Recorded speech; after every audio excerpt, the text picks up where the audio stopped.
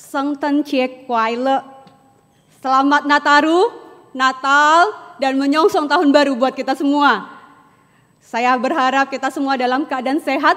Saya surprise hari ini pukul 7 ketika pertama kali dibuka di dalam masa pandemi juga banyak yang hadir. Puji Tuhan. Kita bersyukur untuk hari ini. Tuhan berikan kita kesempatan hidup menikmati Natal. Menikmati berkat Tuhan, anugerah Tuhan, boleh bersekutu dengan orang percaya. Bapak Ibu Saudara, berapa hari yang lalu lebih tepat, itu ketua SCTAA, itu WA saya. Dia tanya, Mel kamu di Jakarta?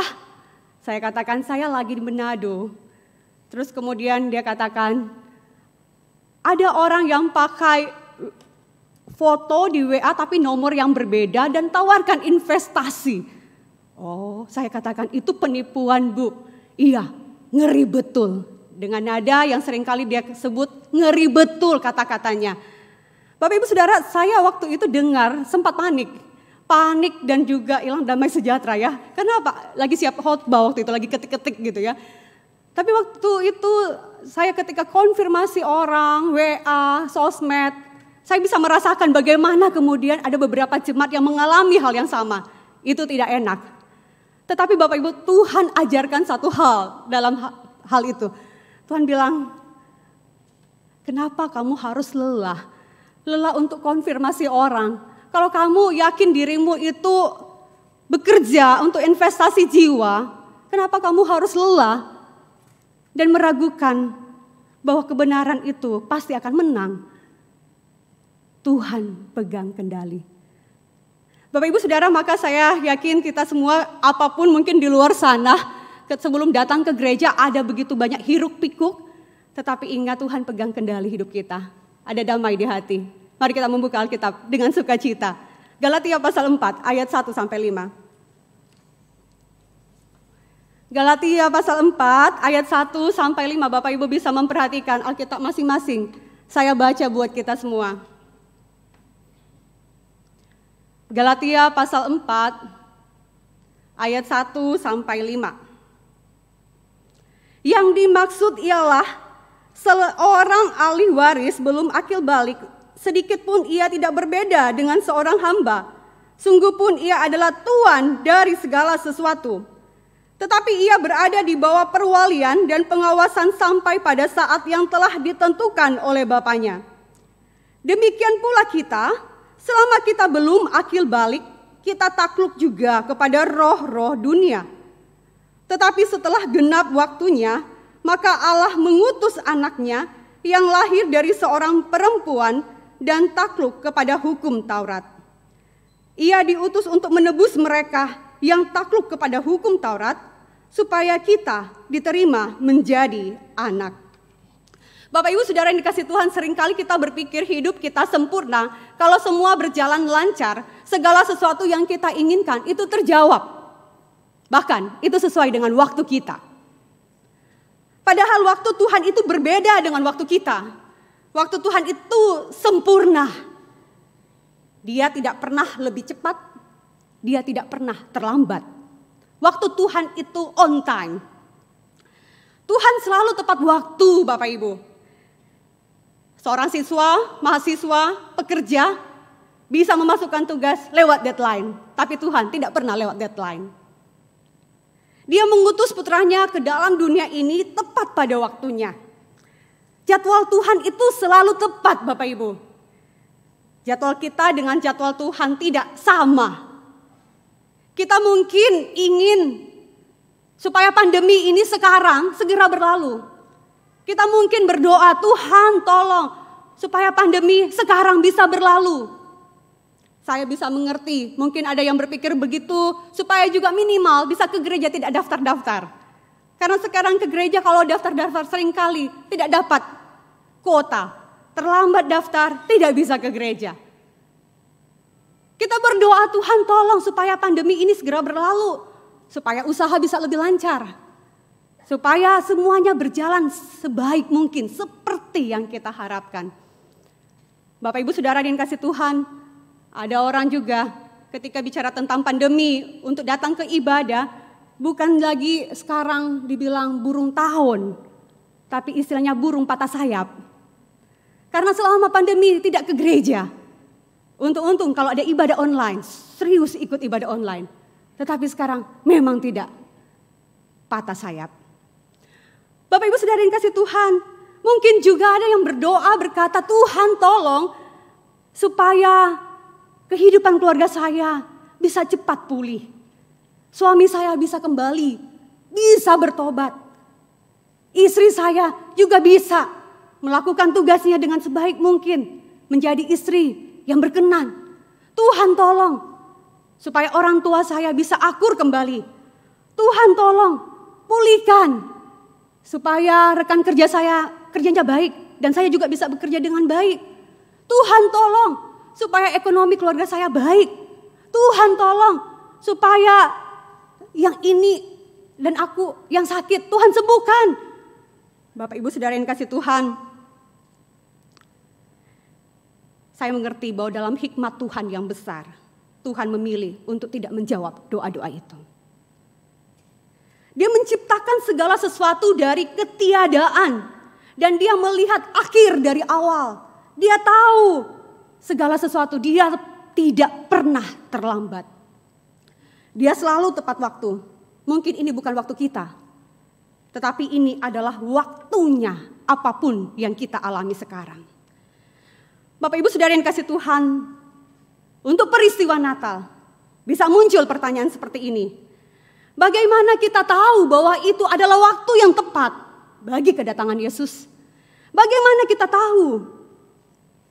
Kenapa sih Tuhan Yesus tidak segera datang ketika pasangan pertama Adam dan Hawa itu jatuh ke dalam dosa? Kenapa harus kemudian banyak manusia berdosa baru kemudian Tuhan Yesus datang? Menunggu waktu yang panjang. Bapak Ibu Saudara yang dikasih Tuhan, Calvin mengatakan seperti ini. Jangan ada orang yang berani untuk tidak puas dengan rencana rahasia dari Allah dan memperdebatkan mengapa Kristus tidak muncul lebih cepat. Bapak Ibu Saudara, jadi apakah kita tidak boleh menelusuri peristiwa penting ini? Bukan. Faktanya Bapak Ibu, Alkitab berkata bahwa Allah mengutus anaknya ke dalam dunia itu pada waktu yang tepat. In his time, pada waktu yang tepat. Ayat yang kita baca, ayat yang keempat. Tetapi setelah genap waktunya, maka Allah mengutus anaknya yang lahir dari seorang perempuan. Ini pernyataan yang wow Bapak Ibu. Ada satu waktu yang tepat di dalam semua sejarah. Ketika segala sesuatunya benar-benar tepat untuk kelahiran Yesus. Yesus datang pada waktu yang tepat. Bapak Ibu William Hendrickson dan beberapa penafsir yang lain memberikan beberapa alasan. Saya menyimpulkan beberapa alasannya di dalam bentuk persiapan seperti ini. Yang pertama, persiapan sebelum kedatangannya, ayat 1-3. Pikirkan seperti ini Bapak Ibu. Jika ada satu orang yang nanti mau terima warisan dari DP orang tua, maka kalau dia masih di bawah umur, dia belum boleh terima itu. Dia itu kurang sama jo dengan tu budak yang nyandak dapat hak apa-apa. Dan tu DP bos pewarisan. Jadi biar dia itu sebenarnya yang punya warisan, merantaran dia masih di bawah umur, dia belum mau dapat tu warisan itu. Jadi ada orang yang urus pada dia, denglek awasi tu DP warisan sampai di waktu yang DP orang tua setentukan for terima itu warisan. Saya baca dalam Alkitab Bahasa Manado ayat 1 dan 2. Ayat 3 berbicara seperti ini. Begitu leno deng torang manusia waktu Yesus belum datang. Waktu itu torang boleh sesama deng tu anak yang masih di bawah umur. Torang masih tak iko-iko deng itu atoran-atoran di dunia ini. Sampai torang sama deng dah jadi budak dari tu atoran-atoran itu. Bapak Ibu Saudara yang kasih Tuhan, akibat dosa maka manusia hidup di dalam kehambaan daging. Hidup di dalam dosa. Sebelum Kristus datang, manusia hidup di bawah hukum Taurat. Dan semua yang dinubuatkan yang terjadi di PL, di perjanjian lama, itu adalah bayang-bayang yang nantinya itu terlihat dengan jelas ketika Kristus datang. Sebelum Kristus datang, kita hanya seperti anak di bawah umur. Artinya apa?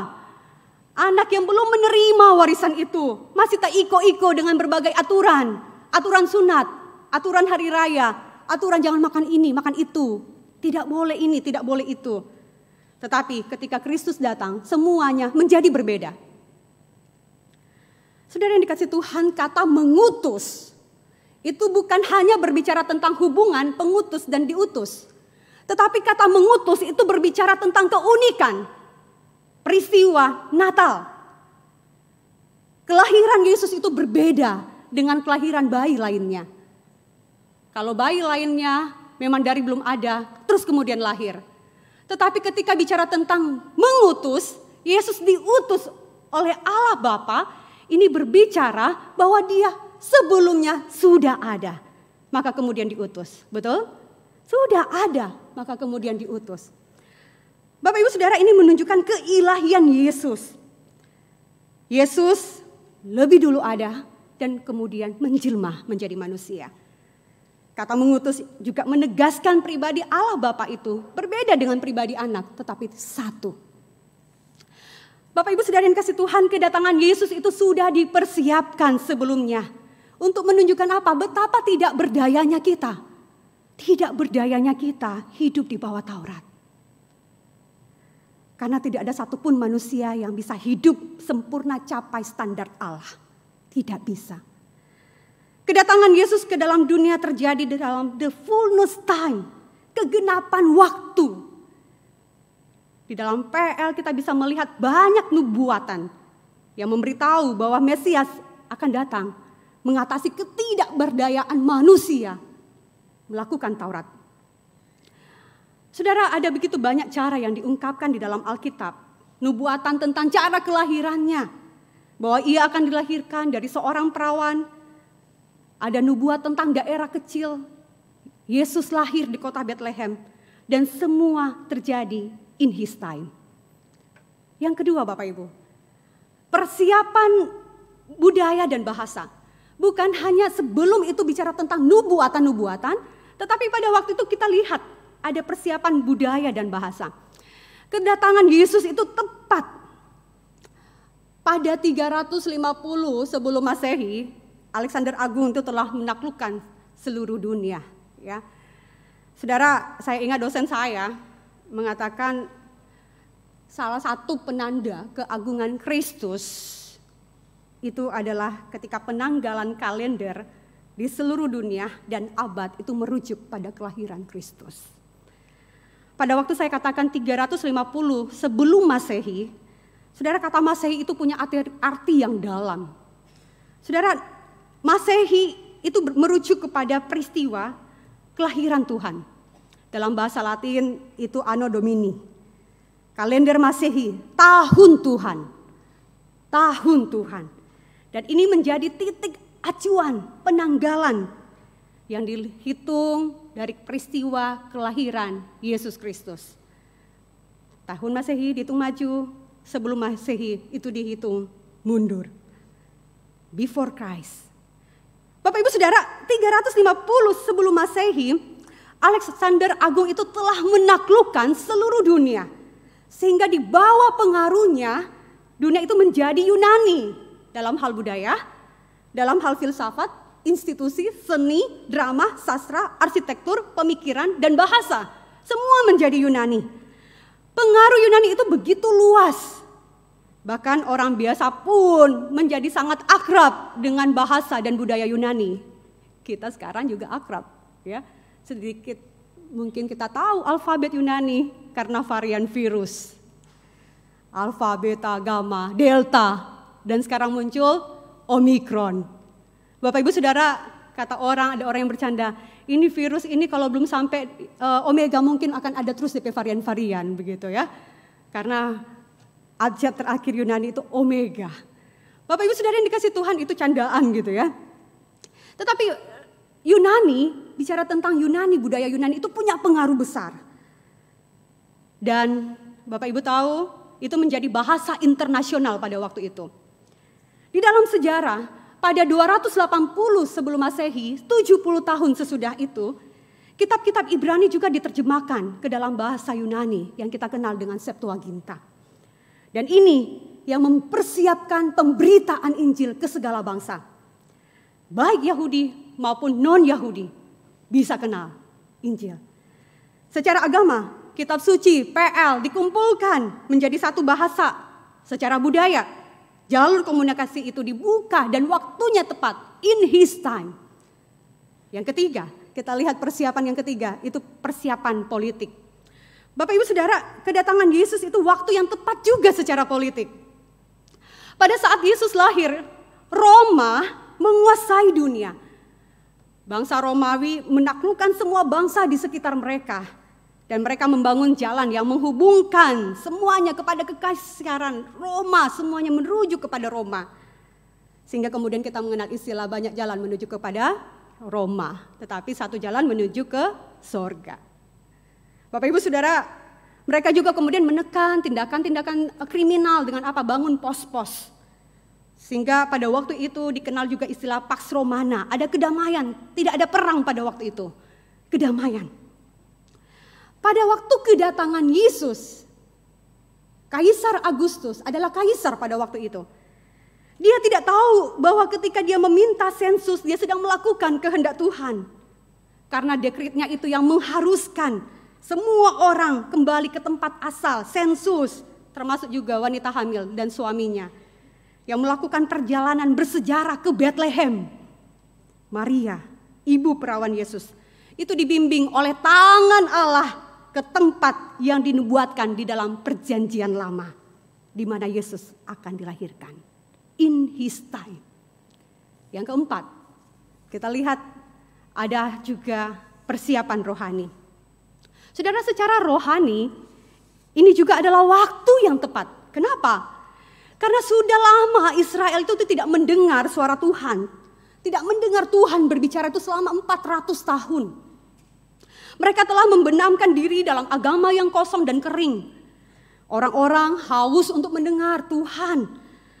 Dan sepanjang PL kita bisa lihat bagaimana Allah memang memilih bangsa ini, umat pilihan Israel.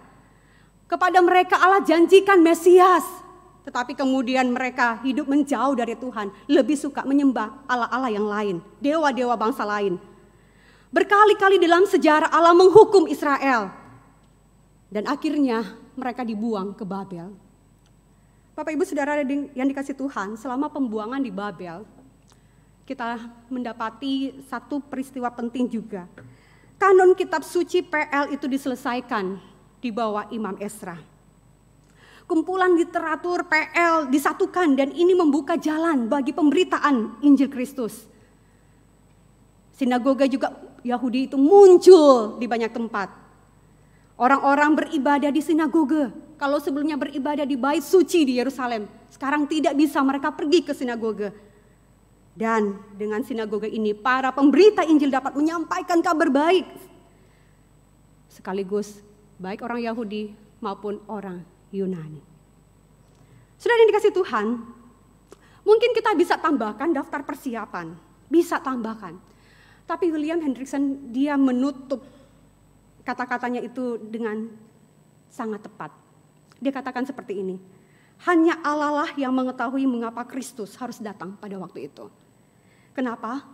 Karena kita tidak pernah mengetahui dengan tuntas mengapa 2000 tahun yang lalu adalah saat yang tepat di mata Bapa. Namun yang pasti, ketika waktunya tiba, Allah mengutus anaknya, yaitu Tuhan Yesus ke dalam dunia, supaya kita bisa ditebus. Kita dahulu adalah orang berdosa, sekarang menjadi anak Allah, ahli waris kerajaan surga. Galatia 4 ayat 5. Saudara, Tuhan mempersiapkan hati untuk menerima Mesias. Galatia pasal 3 ayat 22 sampai 24 berbicara seperti ini. Tetapi kitab suci telah mengurung segala sesuatu di bawah kekuasaan dosa. Supaya oleh karena iman dalam Yesus Kristus janji itu diberikan kepada mereka yang percaya. Sebelum iman itu datang kita berada di bawah pengawalan hukum Taurat. Dan dikurung sampai iman itu telah dinyatakan. Jadi hukum Taurat adalah penuntun bagi kita sampai Kristus datang. Supaya kita dibenarkan karena iman. Saudara yang kasih Tuhan, sekarang kita tahu bahwa menaati Taurat tidak dapat menyelamatkan kita. Dengan segala perbuatan baik tidak bisa menyelamatkan kita. Kita tahu bahwa kita membutuhkan juru selamat, Yesus Kristus. Itulah peristiwa Natal. Kita membutuhkan Dia, Yesus Kristus. Saudara, jadi Natal itu mengingatkan kita akan waktu Tuhan itu sempurna, in His time, sempurna. Bapak Ibu Saudara yang dikasih Tuhan, sama seperti waktu Tuhan yang sempurna di dalam kedatangan Yesus.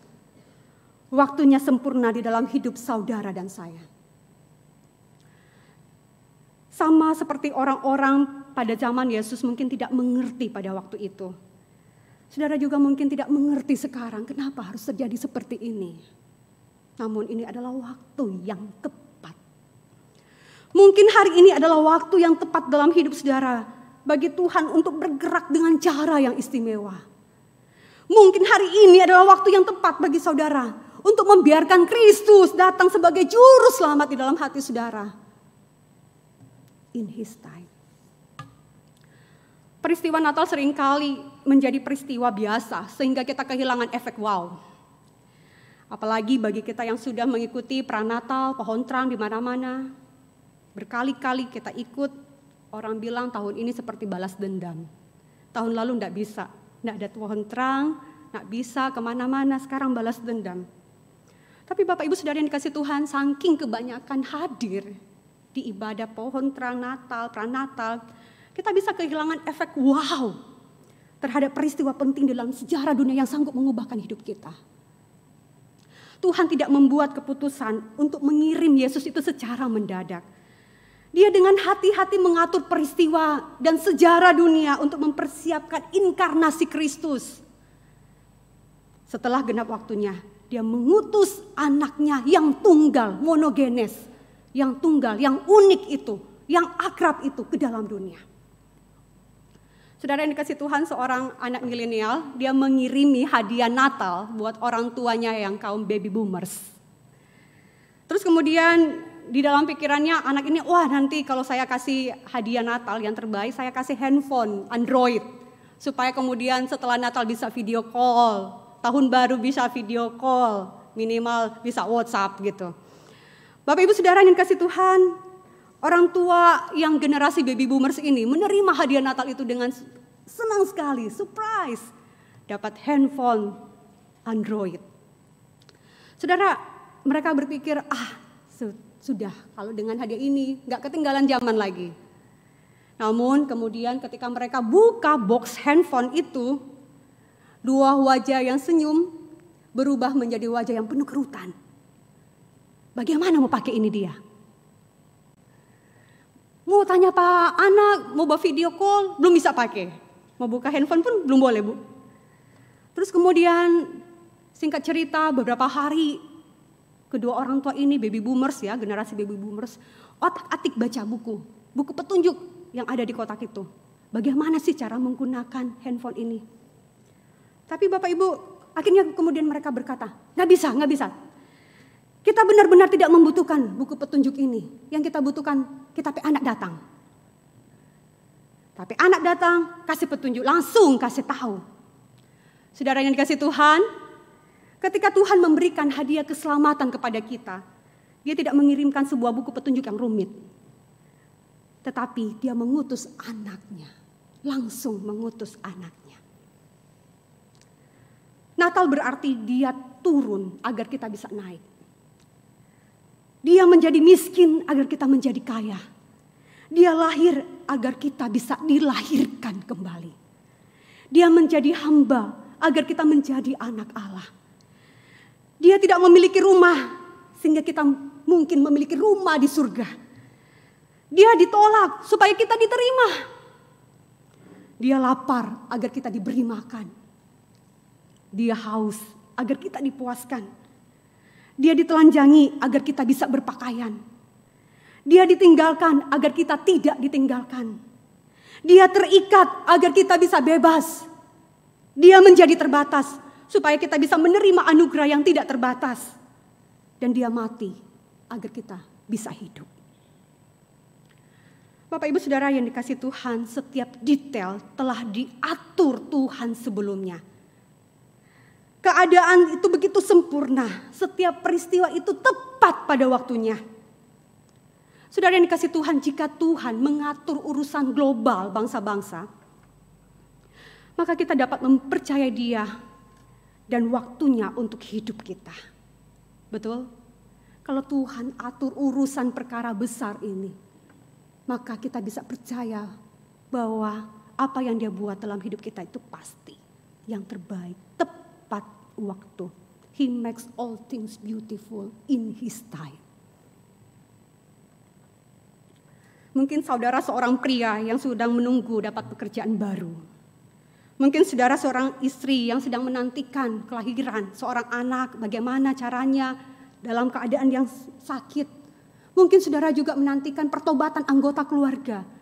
Mungkin saudara sedang menantikan anak yang terhilang datang kembali. Mungkin saudara sedang menantikan kesembuhan dari sakit. Mungkin saudara seorang pemuda-pemudi yang sedang menunggu pasangan hidup. Mungkin saudara seorang remaja yang sedang berdoa, sungguh-sungguh menantikan supaya orang tua bisa akur kembali. Mungkin saudara seorang anak yang sedang menantikan bagaimana orang tua bisa bayar SPP. Apapun pergumulan saudara di Natal kali ini, ingatlah waktu Tuhan itu yang terbaik. Waktu Tuhan yang terbaik.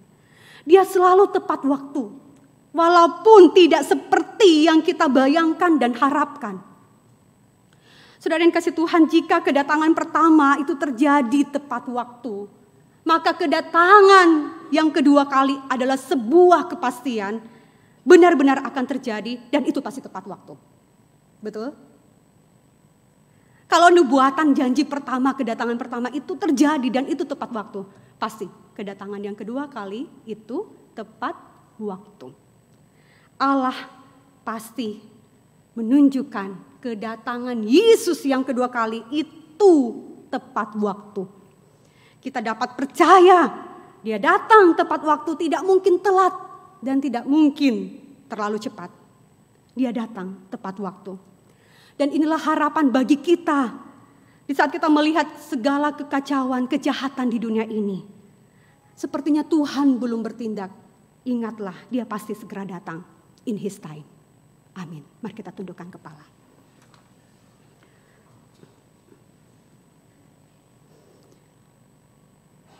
Tuhan, kami datang di hadapan-Mu. Kami tahu bahwa hidup kami yang kami jalani ini seringkali kami tidak bisa paham. Karena selalu berbeda dengan apa yang Tuhan pikirkan. Seringkali yang kami mau adalah terjadi seperti yang kami inginkan. Menjawab doa-doa kami seperti yang kami pikirkan pada waktu yang kami pikirkan dan harapkan. Tetapi Tuhan, Engkaulah Tuhan yang besar, kami tidak bisa mengatur Tuhan. Engkau Tuhan yang berdaulat. Engkau Tuhan pemilik hidup kami. Kami bersyukur di Natal, kami memperingati kelahiran Yesus pada hari ini. Kami melihat peristiwa sejarah yang penting bahwa Tuhan, Engkau mengutus putra-Mu yang tunggal itu tepat pada waktu. Terima kasih Tuhan. Dan kami sungguh percaya hidup kami pun ada di dalam genggaman Tuhan. Engkau mengatur setiap detail hidup kami. Engkau hadir dan waktu Tuhan di dalam hidup kami itu sempurna. Terima kasih Tuhan, berkati setiap jemaat di dalam pergumulan mereka saat ini. Mereka yang sedang bergumul, mereka saat ini datang di dalam rumah Tuhan ataupun beribadah secara online. Bergumul menanti Tuhan bertindak. Tuhan teguhkan hati mereka melalui firman yang sudah kami baca dan renungkan ini. Berkati setiap kami di dalam kesederhanaan kami memahami firman. Biarlah Tuhan sendiri yang bekerja secara personal di dalam diri kami. Berbicara secara pribadi dalam hati kami. Menguatkan iman kami yang mungkin mulai letih lesu. Menguatkan kami supaya kami terus berjuang. Hidup bagi Tuhan di tengah-tengah pandemi ini. Tuhan, ini kami. Kami berdoa bersyukur demi Kristus Sang Firman yang telah menjadi manusia. Amin.